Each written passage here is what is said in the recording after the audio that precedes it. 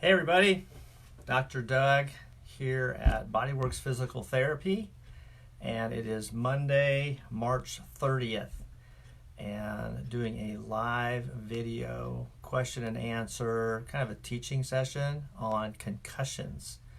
I know that's kind of a popular thing in sports today, but not only sports, we see it in some other different realms, like people falling, hitting their head, and it is definitely something that as people learn more about it, it is more people are more aware of it, but there's lots of things you can do about it. So I've had a gal recently that she had an epileptic seizure. She's in her 30s and walking to the bathroom, seizure, hit her head on the bathroom cabinet, countertop, and had some serious issues. And she got better, and she had to end up having another concussion, another seizure, and had another concussion. So we had to kind of keep things going. But she's doing fine now. So anyway, this is going to be kind of a teaching session,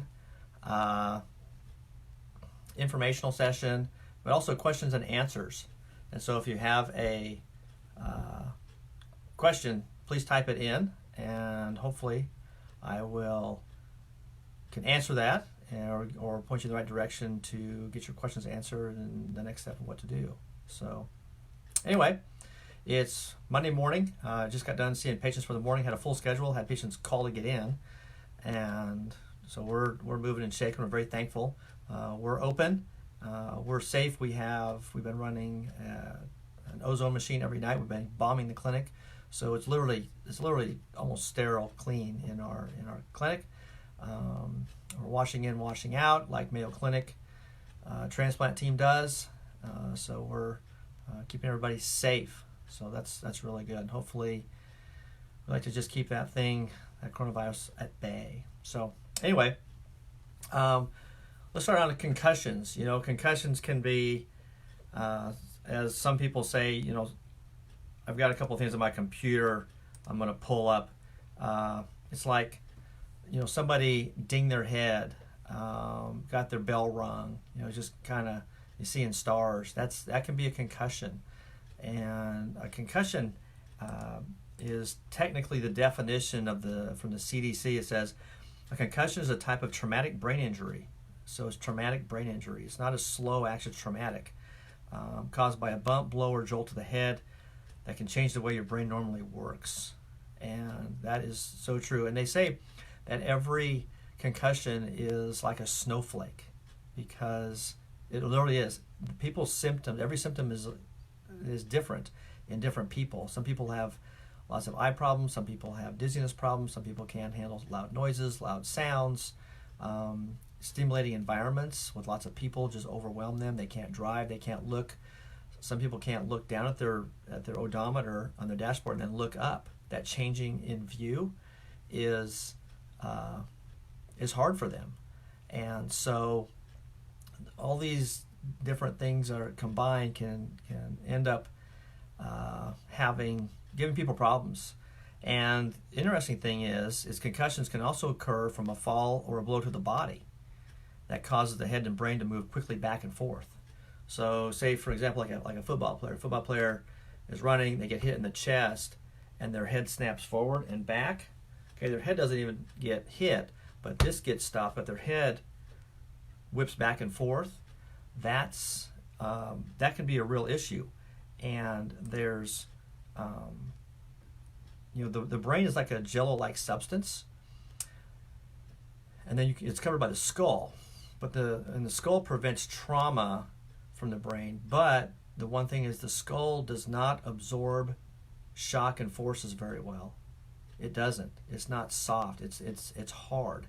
And so what happens is when you're moving along and your head hits something, that stops it, the skull stops, but the brain inside does this. It just rattles back and forth. And that's what gives you the concussion, is with your brain rattling back and forth inside your skull. Okay? And some people lose consciousness, some people don't. We see car accidents. People get in a car accident, and that's a big thing. They're in a wreck. That big airbag blows up, or they hit side to side. They get sideswiped. That can also, make your head or your brain rattle inside your brain, inside your skull, and give you a concussion. Now, some people also have loss of memory. Some people, when they come in, say for example, somebody had a concussion, when do we like for them to come in? Usually 2 to 3 days afterwards, not initially. We want things to kind of start calming down just a little bit. And then we start asking them a history about a concussion, and some of them can't remember. They go, I don't really, the last thing I remember is this, and then I don't remember anything until like 8 hours afterwards. They got kind of a lapse and a blank. And so some people have some memory loss, and sometimes if you're older, that can be somewhat of an issue. Is if you have a little bit of memory loss, that can be troublesome for some people. With a concussion, one of the things if they go like to the emergency room or something like that, this is documented in the medical literature, is that an MRI and a CAT scan does not show a concussion. Okay, and so that's one of the troubling things, is you can't really see it because it's at the cellular level. And so just doing an MRI or a CAT scan is not going to show. Now, if you have a bleed, like if an artery gets severed in there, which would be a really, really bad one, you see that. But just for a concussion, an MRI and CAT scan does not show anything. It can show what they're looking for. They're looking for what's called a subdural hematoma, which is a bleed between your brain and your skull. If you severed an artery, in there, it's called a subdural hematoma. They can look for that, because if you do have one and that grows in there, it can push the brain. It's like a space-occupying lesion, and it can push the brain, put pressure on it, and show different things.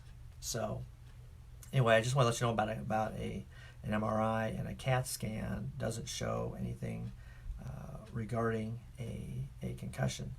Now, one of the things we see is rotational and deceleration. Rotational is like for athletes, if they're for playing football, if they get hit in the chin and their head rotates really fast like that, think about if your brain's sitting here, and the part of your brain and all the nerves come down through your skull. There's lots of little holes, and if you have a rotation in there, you get shearing.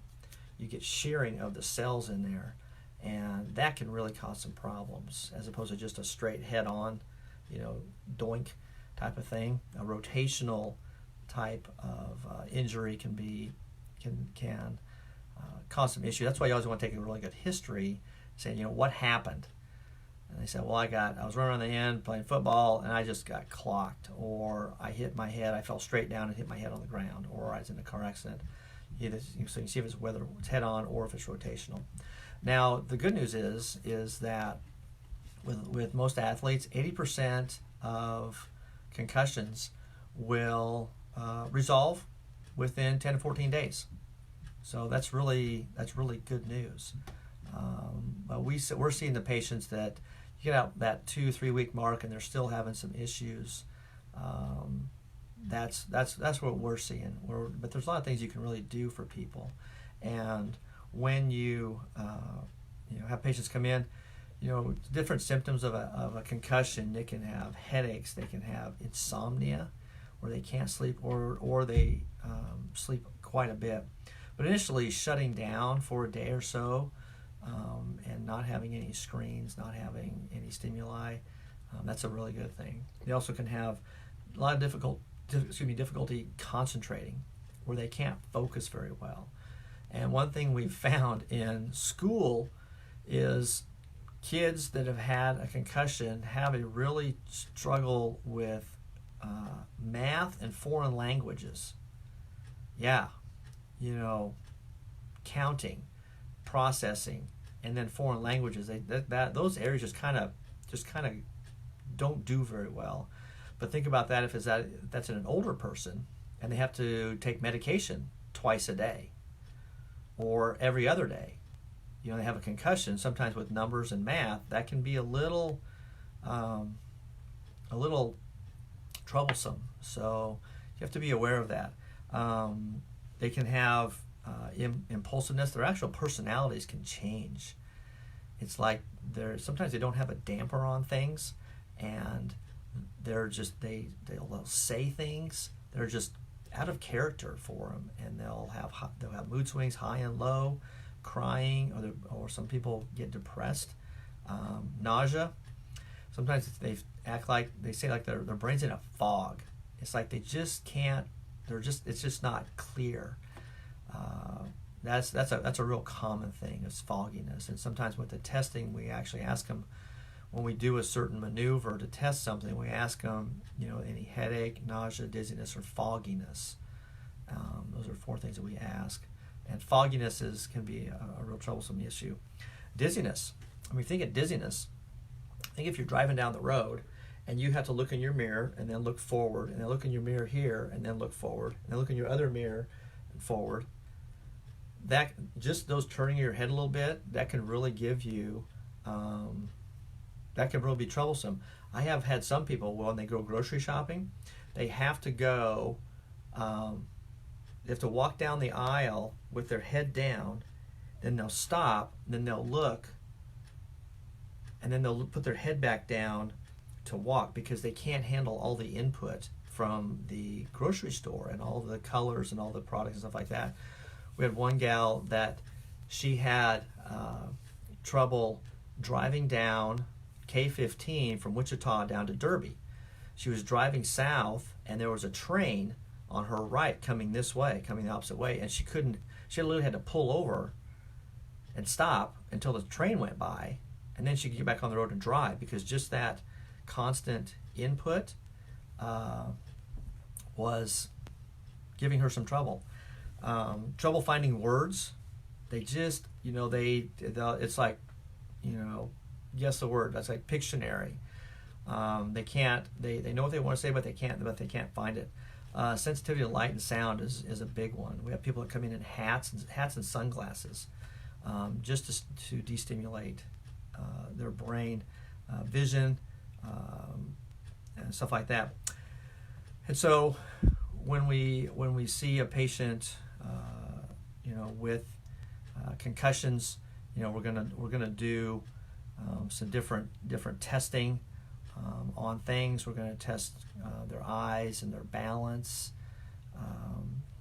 to see how they function, because one of the things you see, especially with a concussion, is eye problems. They cannot track well, and one of the things we have them do is what's called a near point convergence. Well, they'll take a pen and they'll put it out here and they'll bring it in towards their nose. And what we do is we have them watch the end of the pen, and the pen, you'll see 1, you'll go blurry, and then you'll see 2. Tell us stop when you see 2. And the testing should be within about 6 centimeters or less, closer to your nose. I've had people put their pen out here and they go, yep, there's 2 right there, and that's more than 6 centimeters, so that's like a positive test of, because their eyes have to be able to track together. It's called convergence and divergence. Convergence and divergence. And sometimes your eyes will do this. Sometimes they'll come in good, but then one will flick out, and then the other one will come out like that. So you have them do it several times. You can see what's happening with their eyes, because eyes are really affected when you have a concussion. We also do like smooth pursuits. We have them go side to side. And some people, the eyes will jump, or they can't go to they get to a certain spot and they can't go any further. And then we'll do it up and down. We'll see how they are. And then we'll ask them if they have any headaches, dizziness, nausea, fogginess. And some of them really, it can really set some people back just by doing some simple testing. And so then you start to find out how acute and how bad these things really are. And the higher the symptoms, the more the symptoms, usually the longer it can take for things to settle down and regroup. So that's why we always want to do a real thorough test. One of the other things we do is what's called a CTSIB, which is for balance. We stand on a force plate, and we have people stand there, and we have them watch a computer screen, and we have them four different ways. We have them stand there for 30 seconds, 2 on a firm surface and 2 on a foam surface, and one with their eyes open, one with their eyes closed, and just standing there still, and it'll track how much they sway. And when we compare their sway to all the normals, to like a normal person, you can see if there's any, if they are, within normal limits, or if they're like, this is in the red area, there's some major balance areas. Because think about it, if you have balance issues, and you get up in the middle of the night to go to the bathroom, and your house is dark, and you can't see, your sense of balance and direction can be compromised. You can run into things, you can fall over, you can feel like you're falling. Those are things that are real important. Night driving, if things are harder to see at night, because two of the tests we do with our eyes closed, so it would be like when it's dark. So you have to rely on your body telling your brain what to do, and then your brain has to say, okay, stay here, contract these muscles so you don't fall over. And we've had some people actually literally almost fall over by just closing their eyes. They don't, that part of their brain is affected, so we'll work on, then get them on some balance exercises. And then we also have another computerized testing we use, and that really shows their executive function about how they're doing with quick reactions. We have they have to see something on the screen, they have to react really quick with their hand or finger. They have to make decisions on some different things. So you start to get into the mental processing and how fast they can mentally process and make the right decision. Because some people have jobs that are very cognitive, and they have to process, and they have to deductive reason. And if some testing on that computerized testing program is compromised, they can make some mistakes at their job, or if they operate heavy equipment, or have to make judgment calls. That can be a factor. So that way we can really get on and kind of see and then explain to the patient what we're finding. So because we're really big here on education, and so we want to explain to the patient, and also a lot of times to their spouse or their family member, of what's going on, so that way they all know. So we're all on the same page. That way we can get all their questions answered. Because sometimes when you don't have your questions answered, your thinking kind of goes down, like the worst case scenario. But we're here to help educate, help people through this process, through this trauma, to help walk them out so they can recover and get back to their normal daily lifestyle. So that's one of the things that we're really big on here is education. I think people with concussions, sometimes you have to work on being kind to yourself. Okay, your brain is repairing itself, and for example, how your body repairs itself, your brain uses glucose or sugar to be able to just normally function. When you have a concussion, your brain then uses that glucose to help repair and restore what was lost, but it's also using that glucose to be able to process normal daily activities like light, like sound, conversations, being on your phone, stuff like that.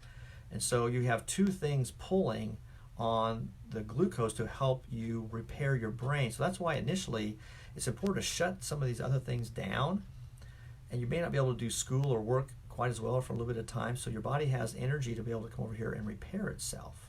Okay? Some people get frustrated because they're not back to where they are, quick enough. That's okay. Just be kind to yourself and allow the process to work its way out. Because one thing that happens is when you have a concussion, and say you're clicking along, you get a concussion, your brain function will go down, and then you have to climb your way back to get back to normal function. If you click along here, you have a concussion, and then you're about half to 3/4 way back, and you go back to sports too early or have another concussion, you go down here, and that's called second impact syndrome. If you want, go Google that. Go Google second impact syndrome, and that is analogous to shaken baby syndrome. Yeah, okay. So it's really bad. That's why it's very important to allow people to get back to their normal function before they go back fully to sports. So they're safe, because you don't want to have somebody get hit and they're climbing to get better, but then they go way down here. I had a basketball player from a local university. She had 5 of them. This was her 5th one, and she was pretty bad. I mean, her eyes couldn't function. She couldn't process. She couldn't track stuff. Headaches. She couldn't drive. Later she's going to be able to get back to driving, but we had to have a conversation. She's had 5 concussions now, and the thing is you need the brain for the rest of your life, not just for this season.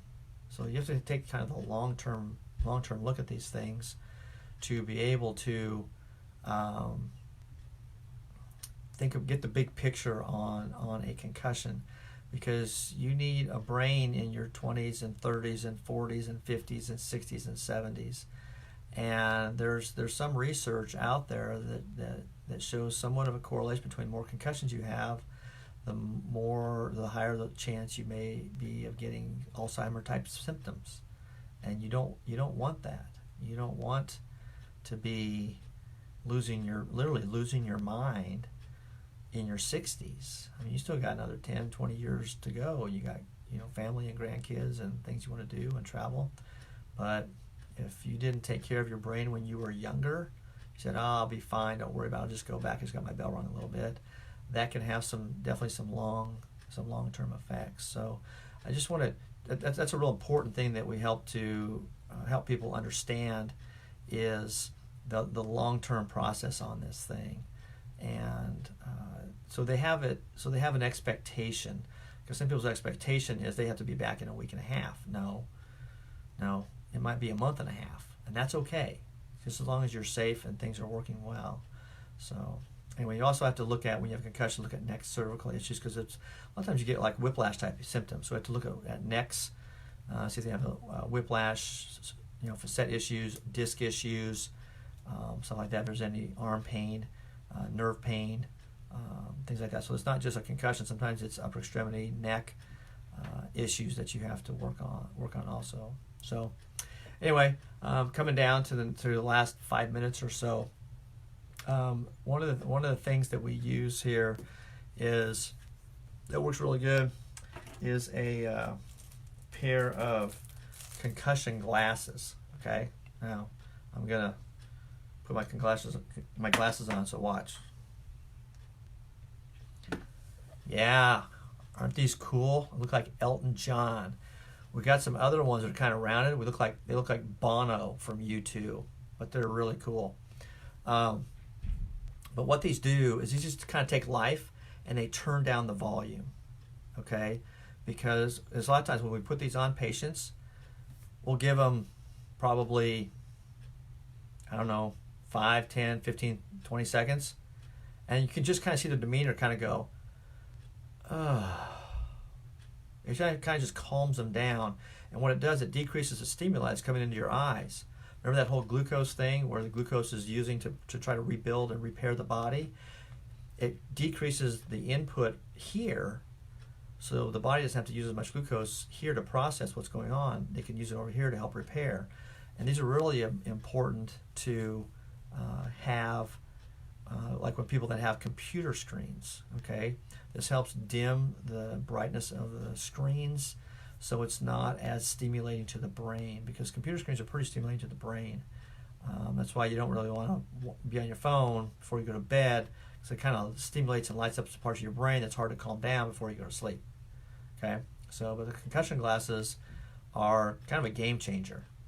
They're a game changer. And we have patients, wear them throughout the day to be able to just, it's kind of like people can't see a concussion, but they can see these glasses. And people go, what happened to you? And say, well, I had a concussion. They say, oh, okay. All right. And so they're just kind of a visual type of heads up that, hey, something's going on here. What's up with the funky glasses? Well, I've had a concussion. It's helping me just to help my brain just repair. Give me some downtime on things to be able to do. So anyway, those work really nice. We've had a lot of good success with those. So I want to give you a couple places for resources. One, if you have questions on concussions, you can go to kansasconcussion.com, kansasconcussion.com, and that gives some basic information on concussions. See if you've had one, if you got your bell rung, 2 or 3 days ago, and you're still kind of feeling, can't quite concentrate, is trouble reading, headaches, stuff like that. You can go to kansasconcussion.com and read about, see if this is maybe what's going on. The other thing is you can give us a call. Cody and I do free phone consultations, and we're more than happy to visit with you. Take some time out and just hear your story, because we want to hear your story. What's going on? What kind of symptoms you're having, and seeing if you may or may not have a concussion. Maybe something else, or maybe something. Hey, you may need to see your doctor on. And we've had several of those where, this is acute enough, this is bad enough. I think probably rather than PT, you need to go see your physician. It was the right call. They needed that level of expertise, but at least they took the step to be able to talk to somebody, to be able to find out, okay, what do I need to be doing here? Most of the time it's, come in for PT, let's take a look at it, get you going on the right road, get you going on some exercises and some guidelines and some boundaries on what to do to get over this. So if you have any questions, you can call us here in Wichita, area code 316-558-8808. Again, that's 316-558-8808 for a free phone consultation with either Cody or I regarding questions about concussion. If your son's had one, your daughter's had one, your dad's had one that fell at home, and now he's just not quite right. Something's different about him. May have had a concussion. So anyway, give us a call on that. So if there's anything else, I will we'll be posting this and put some comments down below, and we will get those answered for you. And you guys have a safe and wonderful day amongst all of this self-contained lifestyle that we're now a part of to keep this coronavirus away. So anyway, God bless, and until on Wednesday I have a question and answer here at 1 o'clock on low back pain. So join me on Wednesday at 1 o'clock. Tell your friends. I think we were able to share it on Facebook. I'm going to do a question and answer period on low back pain, which is a real common thing. And I've specialized in low back issues, but I think that will be a good time and get some information out there to help people. Okay, so take care and God bless. Bye.